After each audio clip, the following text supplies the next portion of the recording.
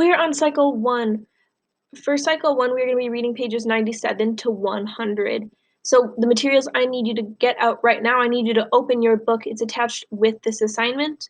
Pull that open to page 97.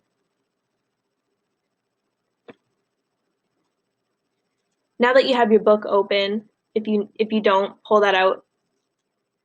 We're starting on page 97, Cross My Heart and Hope to Die. Graham lets me stay home the next day because Freak is getting out of the hospital, and I'm right on the front steps when the fair Gwen pulls up in her car. Freak is riding in the back. You can barely see him in the window. And he's got this big grin that makes me feel like everything is going to be okay. The way everybody keeps saying, I go, is it okay if I carry him inside? And the fair Gwen says, of course. He has to rest, she says. He stays in the house until I say different. Is that understood?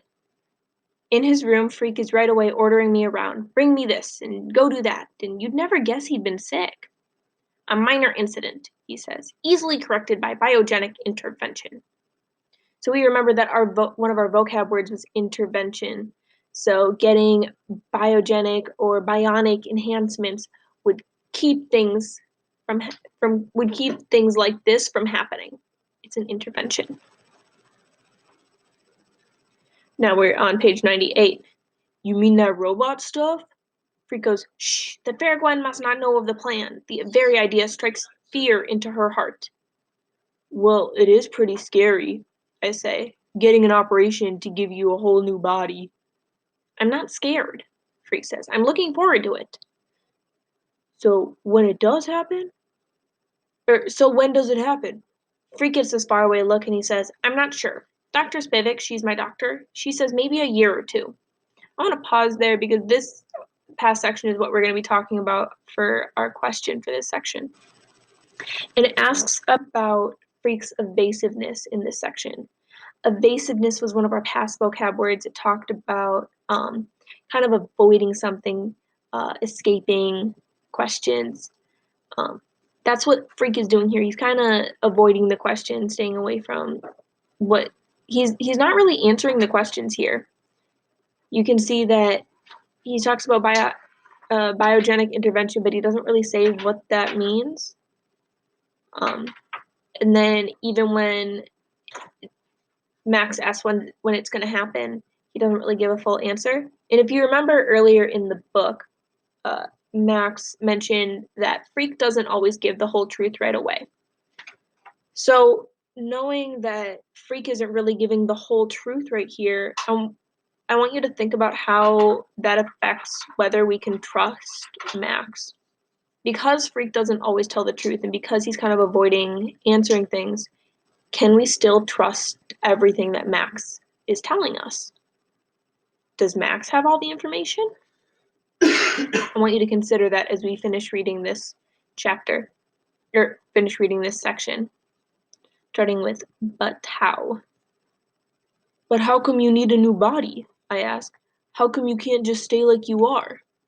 Freak shakes his head like he knows I'm not smart enough to understand. No one stays like they are, he says. Everybody is always changing. My problem is, I'm growing on the inside but not on the outside. He doesn't want to talk about it anymore, which is fine with me. And in another couple of days, everything is back to normal, and we're going to school like always, and everything is going real good until Christmas vacation when, if you'll excuse the expression, all hell breaks loose. Page 99. I'm in the down under trying to get the stupid wrapping paper to cover the stupid presents I got for Grim and Graham when this shouting starts upstairs. Understand, Grim never yells at Graham. Not that I can ever remember, and Graham, well, the worst thing she ever does is cry when she's mad.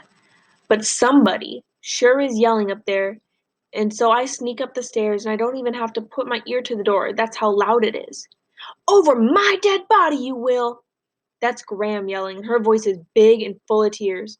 Grim's voice isn't nearly as loud, and I open the door a crack to hear whatever it is that's made Graham so mad at him. I have an obligation, he's saying. A man has to protect his family. Not with a gun, Graham yells. Not in this house. I won't have it.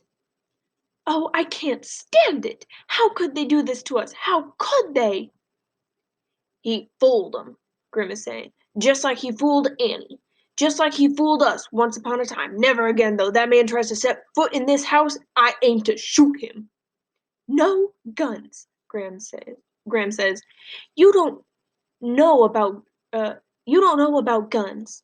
Of course I do. I was in the army, wasn't I? That was 30 years ago. I know that will I know what will happen. Don't you think I've dreamed about it for the last 8 years? He'll come in here and he'll take that gun away from you, and then he'll do the shooting. By now I've figured out who they're talking about, and I guess you have too. None other than him, Killer Kane, my father. Maybe they won't let him out, Graham is saying. If they do, they'll give us protection. Sure they will, Grim says, just like they protected our Annie. We're going to pause there, and I want to make sure that we understand what just happened here. So, if we break this all down into what happened, we know that Max lives with his grandparents because his dad is in jail and his mom is dead. So we can assume that Annie is Grim and Graham's daughter, Max's mom. And Killer Kane is, since he's Max's dad, it sounds like he's getting out of somewhere. We know that he's in jail, so he's probably getting out of jail. Grim says something about protection, just like they protected our Annie. In this area, we see sarcasm. Grim is being sarcastic here. It's a form of irony. If we look back at our knowledge organizer, we know that irony means moments in which a character says one thing but means another. An example would be sarcasm. So he's saying this, but he doesn't really mean what he's saying. Sure, they will. He means that they're not going to protect them at all because his daughter is dead. They did not protect her well enough. So he's thinking that they still will not protect him now or his family. Does that make sense? If it doesn't, give me a comment and let me know.